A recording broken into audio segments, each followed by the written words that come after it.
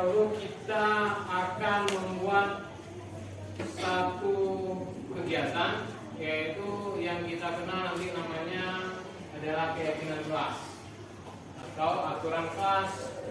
Tapi kita anggap ini sebagai keyakinan kelas, di mana keyakinan kelas itu adalah aturan-aturan ataupun kemauan dari diri kita sendiri, membuat aturan kita sendiri untuk kita sepakati bersama, terutama yang membuatnya. Jadi kita kan bersekolah ini harus memiliki aturan atau keyakinan kita sendiri. Kita ini mau kayak mana? Kita buat keyakinan diri sendiri. Jadi kita harus ini salah satu yang disebut dengan budaya positif dalam kita belajar. Terutama kita itu adalah pelajar yang kita kenal sekarang, itu pelajar dengan profil Pancasila. Ini harus kita buat keyakinan diri kita yang mengarah kepada Pancasila. Jadi di sini misalkan nanti Bapak bagikan apa namanya? Kertas, ya, sedikit kertas warna-warni kayak ini. Nanti kita tempelkan bersama-sama di papan tulis. Kita sepakati aturan ataupun keyakinan kelas kita masing-masing. Jadi contoh, misalkan coba sebutkan, ada yang mau kasih contoh nggak satu keyakinan kelasnya? Misalkan masuk tepat waktu, itu salah satu keyakinan kelas. Berarti nanti waktu belajarnya harus masuk tepat waktu. Contoh lain ada nggak? Menjaga kebersihan itu adalah keyakinan kelas yang untuk sifat positif, ya. Jadi nanti harus ada yang betul-betul kita harus saling jaga kebersihan. Maksudnya biar belajar kita enak, nyaman. Jadi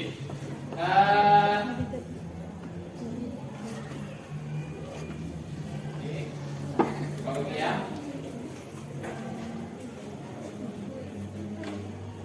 ambil masing-masing ambil salah satu aja. Kalau ada kawan orang bagikan bentar.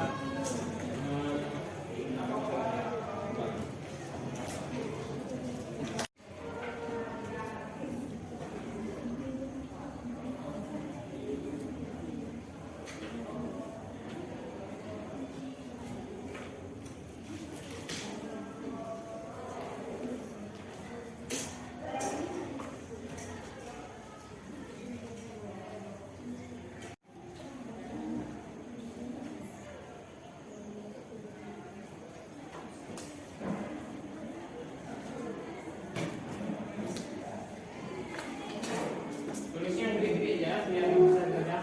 Gede-gede.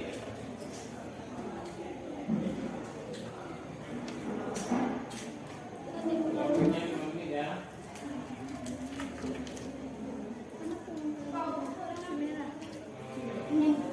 Yang besar. Ada kertas lebih. Kertas ini.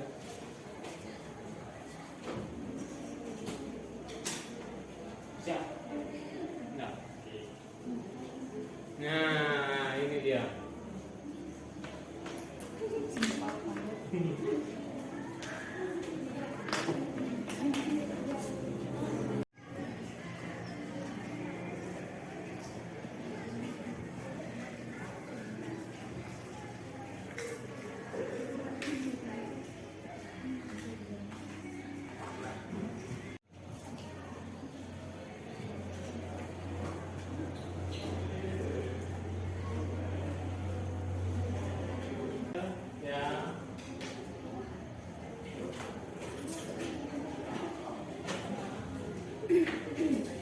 Kita mulai dari ujung sebelah sini aja.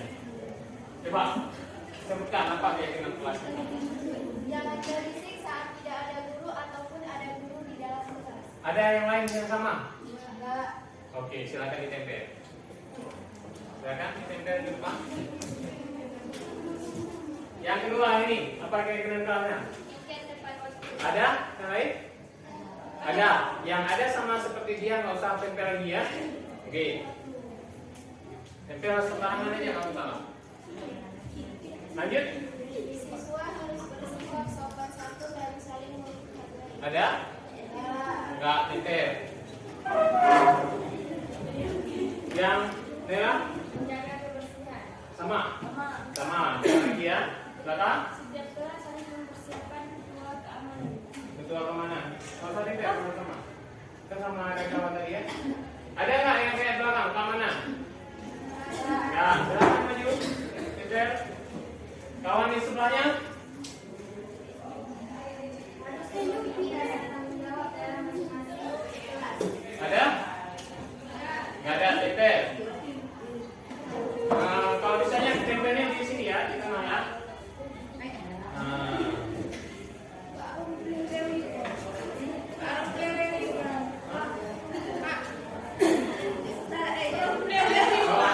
Nggak apa-apa. Dah. Sama. Tema. Ada? Yang lain? Nggak ada. Tempel.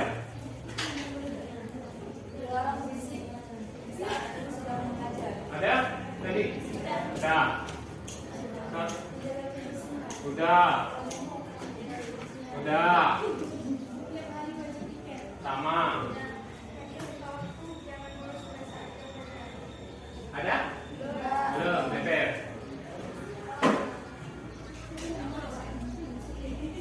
Ini? Sama ya? Nah, Izam. Mendengar penjelasan guru, ada yang lain? Nah, tempel.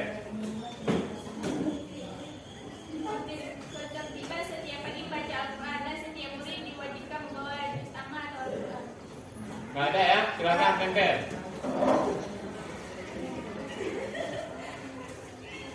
Menjaga satu sama lain, tidak ada yang bertengkar. Ada yang lain? Nah, tempel.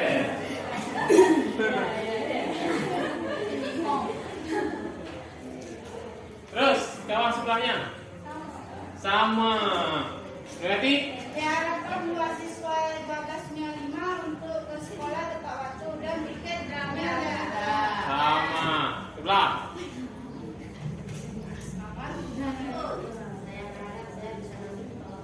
Masuk tepat waktu sama. Belakang? Jangan buat sama sebenarnya mengakui kartu sekolah. Ada? Nah, tempel. Nah, maju. Sama. Sana, belakang.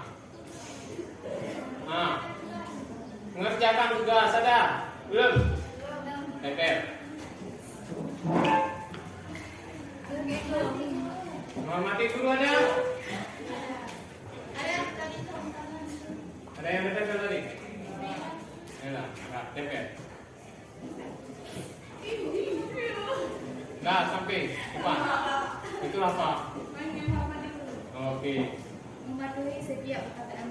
Mematuhi setiap perkataan dulu. Lanjut. Nah, Menjaga bahasa saat berbicara dengan guru. tempel dulu. Terus.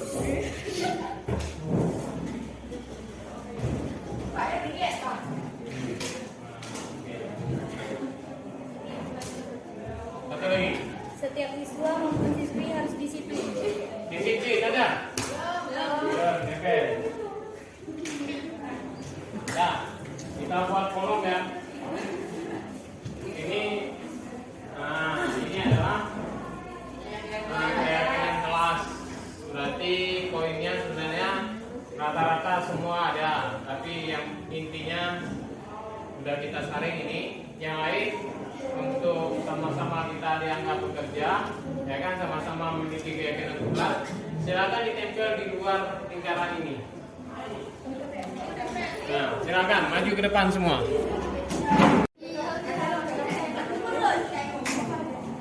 Sebelah sini boleh juga, nggak usah semua. Ini bawah.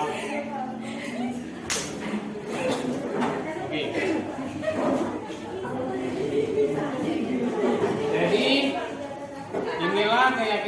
kelas yang harus kita sama-sama lakukan. Kita baca, Bapak baca satu-satu dulu ya. Setiap kelas harus memiliki tanggung jawab masing-masing dalam kelas. Setiap siswa agar menjaga kedamaian dalam kelas ya. Penting, harus damai nanti. Menjaga satu sama lain, tidak ada yang bertengkar. Bagus. Jangan buang sampah sembarangan, mematuhi peraturan sekolah. Yang berikutnya ini deretan atas dulu. Jangan berisik saat tidak ada guru ataupun ada guru di kelas. Piket tepat waktu. Jangan nanti waktu masuk guru baru yang piket. Siswa harus bersikap sopan dan santun dan saling menghargai. Setiap kelas harus mempersiapkan ketua keamanan supaya kelasnya aman. Ada. Berarti harus siapa? Sebenarnya ketua keamanan bisa dianggap sebagai ketua kelas. Ada ketua kelas? Ada. Tanggung jawab tuh, yang berisik-berisik. Kelas ini membuat saya nyaman belajar karena kelas ini selalu menjaga kebersihan. Berarti ini keyakinan kelas yang di bawah ini yang belum mendengar penjelasan guru. Kemudian sopan santun terhadap guru di kelas. Tidak tertawa terlalu keras. Yang tertawa kayak malam kira. Ketertiban setiap pagi membaca Al-Quran dan setiap murid wajib membawa juz amma atau Al-Quran. Boleh. Jangan buang sampah sembarangan. Mengerjakan tugas sekolah tepat waktu. Ini sama nih sebenarnya ya. Nah, kita ambil satu ya. Sama. Ini ini. Menjaga bahasa perkataan saat berbicara dengan guru, sopan, mematuhi setiap perkataan guru. Setiap siswa maupun siswi harus disiplin. Kita siswi semua, dari siswa kan. Jadi ini beberapa keyakinan kelas. Sebenarnya ini nanti ditempel dibuat dalam karton kayak bentuk itu nanti itu kan. Buat yang bagus, tapi itu keyakinan kelas yang harus kita jalankan bersama.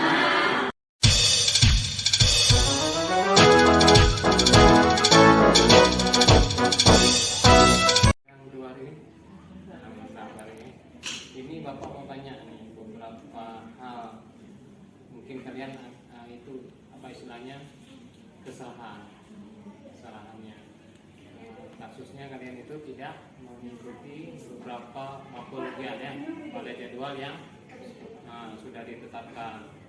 Jadi ini sebelumnya Bapak tanya sama Putra dengan Naya. Jadi menurut kalian apakah tidak mengikuti ujian pada waktu yang telah ditentukan itu benar atau salah? Ini gimana? Yang ketik suaranya salah. Ini salah. Kemudian Putra berapa mapel yang ikut? 2 mapel. Nah ya 4. Jadi kan kalian tahu bahwa tidak ikut ujian itu bukan kalian aja yang berdua yang tidak ikut, banyak kawan-kawan yang ikut lain. Tapi itu nggak masalah. Yang terpenting kalian mau nggak memperbaikinya? Mau kan? Mau. Jadi Bapak tanya sama di Kapela dulu, kenapa nggak ikut ujian waktu jadwalnya? Cara apa? Cara keluarga kan? Cara apa? Cara majelis. Oke. Ini lomba apa? Oh, lomba trampen. Jadi kegiatan sekolah maksudnya ya. Nah, itu nggak masalah. Jadi seperti kalian tahu bahwa kan kita punya kesepakatan. Itu kesepakatan kelas ada, kesepakatan dengan sekolah ada. Dan itu kan pasti kalian mau setelah ini kan tentu mau jadi apa kan sudah ada kalian inginkan atau cita-citakan. Apalagi kalau seandainya kita nggak ikuti ujian itu, benar-benar kita nggak ikuti ujian, berarti kan dampaknya nilai itu nggak tuntas KKM. Kalau nggak tuntas KKM gimana? Tinggal kelas nih, tinggal kelas kan, tinggal apa-apa. Jadi mau nggak memperbaiki kesalahan itu? Mau? Yang keras dulu, iya atau enggak? Iya. Oke. Gimana caranya? Mengikuti ulang. Jadi kalau seandainya sudah ikuti ulang, sudah selesai, berarti yakin ya? Yakin. Kemudian apa ada keinginan ini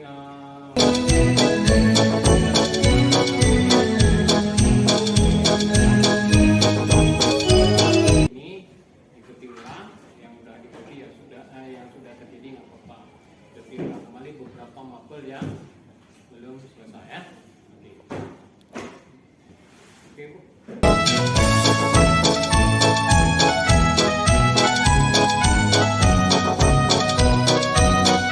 Assalamualaikum warahmatullahi wabarakatuh.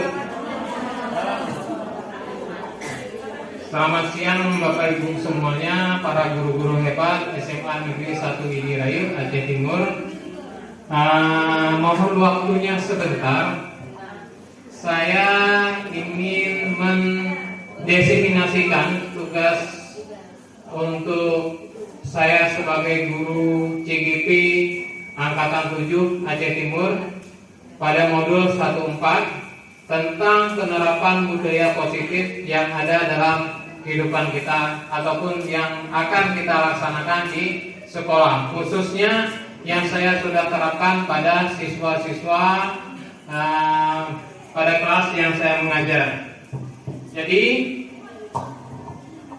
budaya positif ini adalah budaya, ibaratnya adalah suatu kegiatan yang bisa berdampak positif bagi kita semua, bisa mengkondusifkan pembelajaran yang ada di sekolah kita. Kita lihat misalkan, yang pertama kita harus tahu dulu apa perubahan paradigma belajar yang terjadi saat ini. Karena sistem seperti yang diamanahkan oleh KHD, tahu Bapak Ibu KHD itu apa? Siapa? Ya, yang mengikuti kegiatan PMM semua pasti sudah kenal dengan teori-teori KHD, yaitu Ki Hajar Dewantara. Salah satu adalah bapaknya pendidikan di Indonesia. Jadi kalau dulu kita sistem belajarnya berdasarkan pembelajaran kolonial, ya, kolonial. Sedangkan sekarang adalah sistem pembelajaran yang berpusat pada siswa. Inilah yang disebut dengan perubahan paradigma belajar.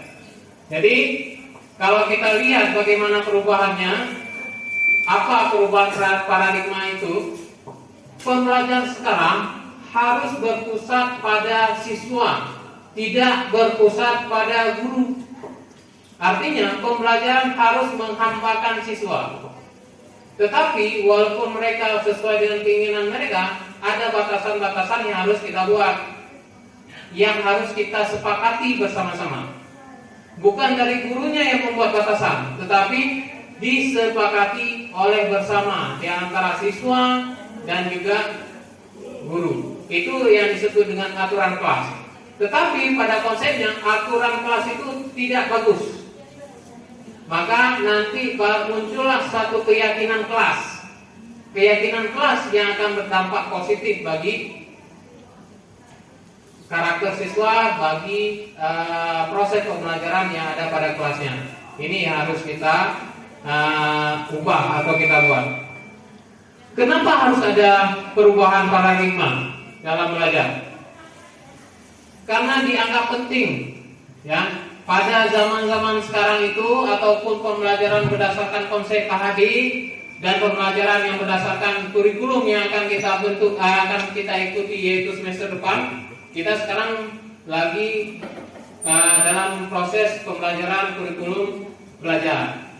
Itu masih kita terapkan, kita adopsi yaitu kurikulum 13. nanti semester depan kita sudah wajib untuk membuat kurikulum Merdeka Berubah. Artinya Waktu istirahat akan berakhir dalam 5 menit.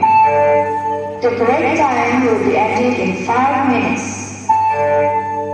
jadi pembelajaran nanti siswa itu harus berdasarkan orientasi zaman dan lingkungan. Artinya siswa yang materi yang harus kita berikan harus sesuai dengan konteks zaman sekarang. Yang dibutuhkan sekarang apa? Maka setiap guru itu harus menguasai TIPEK. Arti TIPEK itu adalah teknologi, apalagi pedagogiknya harus juga kita kuasai. Kemudian kontennya, knowledge-nya harus kita pahami juga. Konten apa isi dari materi yang kita ajarkan. Kemudian kita juga harus bisa, guru itu harus bisa menyelesaikan dengan lingkungan pembelajaran. Lingkungan kita ID. Kira-kira di ID ini apa yang bisa kita kembangkan potensi siswa apabila mereka lulus nanti tidak ada yang tidak melanjutkan kuliah, tetapi ada kemampuan pada diri sendiri, mereka itu bisa mengembangkan sehingga dalam kehidupan mereka bisa diterapkan. Kayak misalkan PKWU, kita itu identik dengan banyak ikan sore laut, ya kan? Berarti bisa mengembangkan, kita produksi, kita ajarkan mereka itu cara bagaimana menerapkan produksi kemampuan. Misalnya di pelajaran kimia kami, saya selaku guru kimia, itu lebih banyak mempraktekkan konsep-konsep tentang pengawetan agar mereka bisa oh ini pengawetan ikan itu bisa dengan asin, dengan pengasapan, nah buat semamah itu, ataupun kalau bahasa Indonesianya ikan ayu, nah itu bisa. Itulah paradigma belajar ya. Kemudian satu lagi, keterampilan abad 21 itu paling penting ya. Nah kita lihat di sini perubahan paradigma belajar, pembelajaran paradigma baru pada penguatan kompetensi keahlian ya, pengembangan karakter sesuai dengan karakter Pancasila. Jadi semua karakter Pancasila harus kita bisa terapkan dalam setiap pembelajaran yang kita lakukan, sehingga nanti hasil-hasil itu visi sekolah kita harus visi yang berkarakter ke Pancasila. Kita lanjut Bapak Ibu. Nah, disiplin positif dan nilai kebaikan universal. Dalam rangka kita menciptakan budaya positif, penerapan disiplin positif harus kita bisa praktekkan untuk bisa membudayakan budaya jujur, terutama pada siswa. Sikap kejujuran itu paling penting, Bapak Ibu. Siswa kadang-kadang pinter tapi tidak jujur, banyak terjadi. Kemudian pinter tapi tidak santun, pinter tapi tidak peduli, rasa empatinya itu kurang. Makanya dibilang sesuai dengan ajaran agama juga, itu adalah akhlak setelah ilmu setelah akhlak ya. Akhlak pertama, baru kemudian ilmu. Konsep hadir juga seperti itu, sama konsepnya. Nah, ini teori mematikan kreativitas. Ada anak-anak yang sistemnya kalau dikasih penghargaan setiap tugas baru kreasi, ada kreatifnya, ada motivasi untuk melakukan. Kalau nggak ada penghargaan, ya udah nggak mau lah, nggak dapat apa-apa, ngapain? Ya kan? Kemudian penghargaan bersifat menghukum, itu juga tidak boleh ya, karena mereka itu ibaratnya memberikan ranking. Nah, ranking itu kan, misalkan Bapak Ibu hari ini siswa itu dapat ranking 1, semester dia akan dapat ranking 2. Dia yang dapat ranking 2 itu akan merasa itulah hukuman buat saya, itu menganggap. Makanya sistem rankingan sekarang sudah tidak ada. Walaupun waktu kita bagi rapor itu ada orang-orang tua pasti menanyakan, anak saya ranking berapa? Karena ranking itu bukan tentu dia itu ranking 1 itu dia serba bisa, tidak, ya kan? Kemudian kita lihat Bapak Ibu, motivasi yang bagus adalah motivasi yang ada dalam diri sendiri. Contoh Bapak Ibu, anak-anak kita. Ini mungkin ada yang baru anak-anak yang baru bisa belajar, baru bisa baca. Ini Budi, dia baca sendiri, ya kan? Pas dia baca, bisa dia baca. Ada pernah nggak lihat sama wajah anak kita itu senang atau enggak? Pasti senang. Sebenarnya itu adalah satu penghargaan diri sendiri bagi dia. Dia sudah merasa dia sudah bisa. Itu penghargaan dari dalam diri. Nah, pada saat itu, kalau seandainya kita kasih tahu, kita kasih penghargaan kepada dia, itu akan merusak penghargaan diri sendiri yang ada dalam intrinsik dia. Karena sudah ada campur tangan kita. Ya. Kalau seandainya ini bisa kita diterapkan terus sampai dia dewasa, maka motivasi belajar dia tidak mesti harus dimotivasi oleh orang atau oleh guru-guru. Dia akan termotivasi sendiri untuk bisa sendiri. Karena saat dia bisa, dia akan memperoleh kebahagiaan bagi dirinya sendiri. Itu yang paling penting. Tapi jarang ya, Bapak Ibu kan. Nah, di sini perlu posisi kontrol. Seperti yang dijelaskan oleh Pak Fauzan kemarin. Ada 5 posisi kontrol kita sebagai seorang guru. Pertama, penghukum. Apakah kita dengan kesalahan anak-anak kita kasih hukuman enggak? Kita merasa diri enggak kita kasih hukuman kepada anak-anak? Berarti posisi kontrol yang melekat pada kita adalah penghukum. Itu merupakan posisi kontrol yang terlemah, yang terburuk yang ada pada guru. Ya, walaupun sebenarnya kita ada melakukan sekali-sekali. Kemudian kedua, pembuat merasa bersalah, sering salahkan anak-anak. Itu gara-gara kamu nak, saya kena marah. Itu membuat rasa bersalah pada siswa tersebut. Buka-buka kakinya. Nah, nanti saya kena marah kemarin sama kepala sekolah gara-gara sikap kamu seperti itu. Berarti itu adalah posisi penghukum yang ada pada diri kita. Kemudian teman, Bapak Ibu ada yang jadi teman sama siswanya. Gak apa-apa nak, hari ini gak masalah nih. Besok jangan lagi. Habis itu kan bantulah Bapak ini lagi apa di kelas nih, jangan ikut-ikut lah, bantulah Bapak. Itu sebagai teman. Posisi kontrol kita sebagai teman. Karena kita buat anak-anak itu sebagai teman. Minta bantu, itu berarti udah jadi teman. Kemudian pemantau, itu hampir bagus. Dia pantau aja tuh anak-anak, itu salah. Tahu apa aturan kita? Tahu telat pulang. Nah, sanksinya apa? Pulang, silakan pulang. Itu pemantau. Sesuai aturan, dia jalan sesuai aturan. Nggak ada nego-nego. Itu posisi guru sebagai pemantau. Yang paling baik ini posisi kontrol sebagai manajer, kita sebagai siswa, sebagai guru. Kita manajerkan, kita ajarkan anak-anak, oh itu kamu salah nah. Seandainya kamu buat begini, nah efeknya ini. Seandainya kamu buat ini bisa nggak? Itu manajer. Artinya merangkul dia juga ada, tetapi tetap pada standar-standar aturan-aturan yang telah dibuat. Nah, di sini perlu dalam sistem manajer ada yang namanya segitiga restitusi. Pernah dengar Bapak Ibu segitiga restitusi?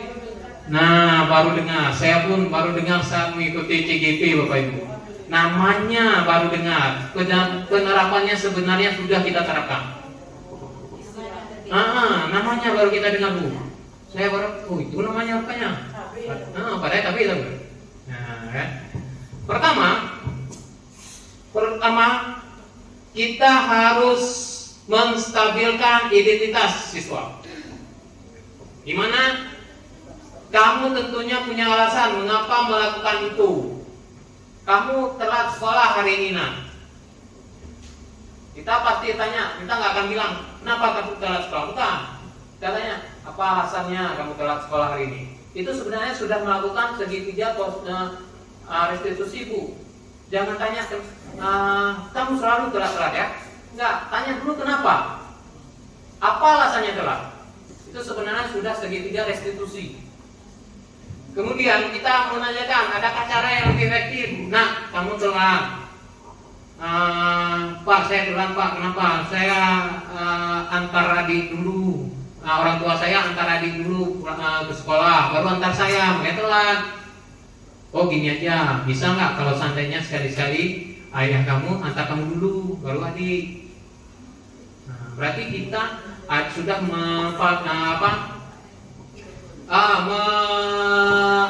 memberikan cara yang efektif, tapi dari si dianya bukan dari si kita. Kita tanya, jadi biar nggak telat ke depan gimana caranya? Coba kasih tahu Bapak. Itu akan ada. Kemudian yang penting di situ memvalidasi bahwa kesalahan dia itu memang salah. Telat kan? Salah dengan aturan kan? Ya. Sadar kan dengan telat itu efeknya apa? Sadar. Berarti dia memvalidasi bahwa dia betul melakukan kesalahan. Jangan nanti kita nggak memvalidasi bahwa itu perbuatan salah, dia nggak akan merasa dia salah. Maka harus kita tekankan, oh itu salah. Biar nggak salah lagi ke depan bagaimana? Baru menanyakan keyakinan. Bagaimana keyakinan kelas yang harus dibuat? Keyakinan dia sendiri yang harus diterapkan. Yang sudah kita buat sama-sama. Prosesnya bagaimana? Ini dia Bapak Ibu.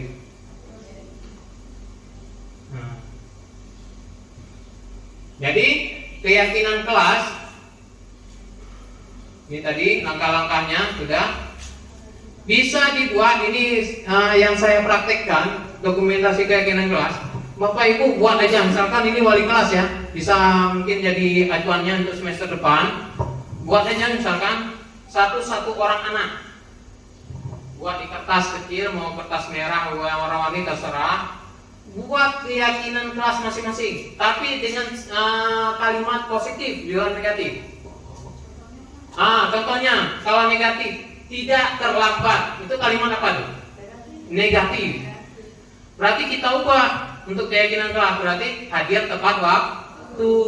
Berarti mereka sudah terasumsi dalam pikiran mereka hadir tepat waktu, bukan tidak terlambat. Kalau udah bilang terlambat, dalam hati dia akan terlambat terus. Makanya gitu. Kemudian belajar dengan tertib, menjaga kebersihan, apalagi tidak tenang dalam belajar. Itu berapa kalimat-kalimat keyakinan kelas. Tulis masing-masing satu. Kemudian baru kita bilang hadir tepat waktu. Saya hadir tepat waktu Bu. Yang lain mana? Oh ini sama. Berarti satu orang kita pilih sebagai keyakinan kelasnya. Jangan semua-semuanya. Keyakinan kelas itu tidak boleh banyak-banyak Bapak Ibu.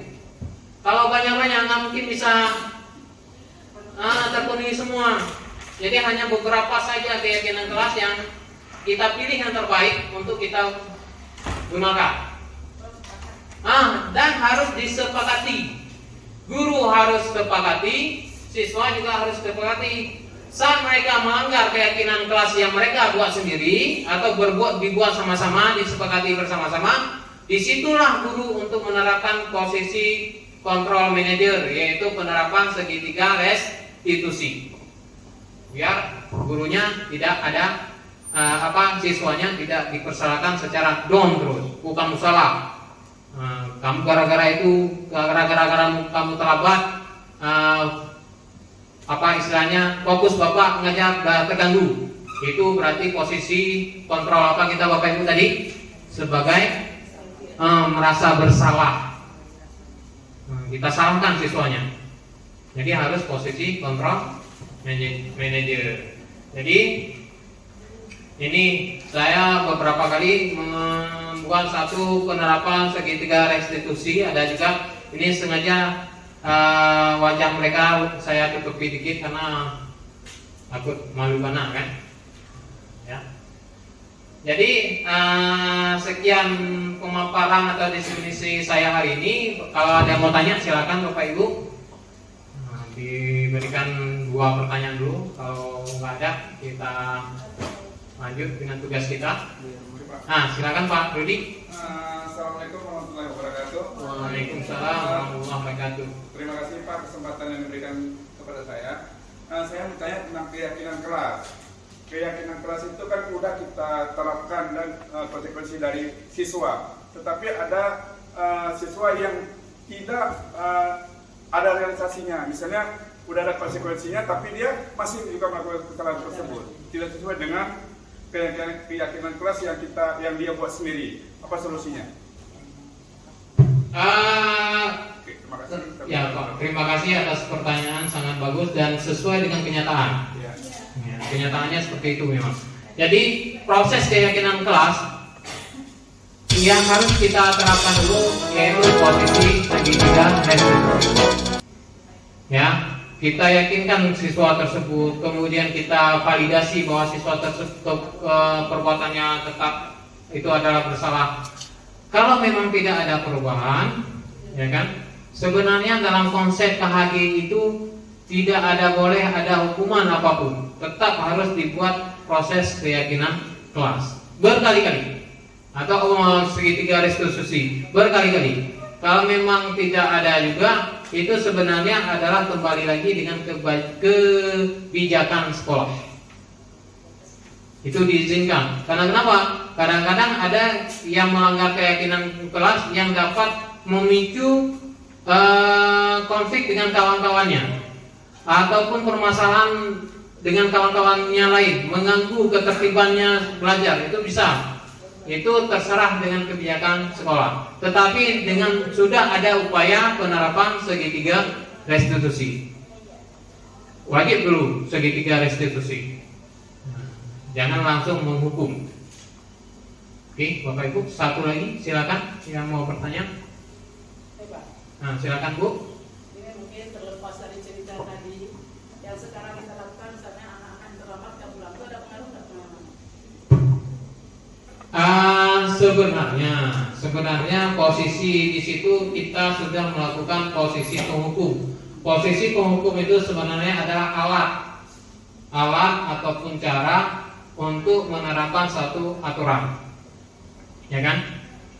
Tetapi dalam satu sisi secara pembelajaran berdasarkan konsep tadi itu tidak boleh langsung disuruh pulang, ya kan? Harus terlebih dahulu, mungkin di sini yang berperan di sini adalah pihak BP, menerapkan dulu segitiga apa tadi? Restitusi. Makanya pihak BP itu harus benar-benar sudah menguasai konsep segitiga restitusi, ya kan? Nah, apabila terjadi kembali, baru itu kebijakan kelas bagaimana? Kebijakan aturan kelas. Nah, aturan sekolah maksud saya harus diterapkan. Tetapi harus beberapa kali sudah dibina. Kalau pasal dulu dibina, sekarang di segitiga restitusi. Ya, Bapak Ibu. Jadi jangan langsung ke posisi penghukum, karena itu adalah posisi kontrol paling lemah. Ya, paling lemah. Nah, yang ada pada diri seorang guru. Baik, sekian Bapak Ibu. Hari ini proses diseminasinya. Saya akhiri dengan Assalamualaikum warahmatullahi wabarakatuh. Baik Bapak Ibu, terima kasih atas bantuan dan waktunya. Kita yang ada tugas boleh kembali ke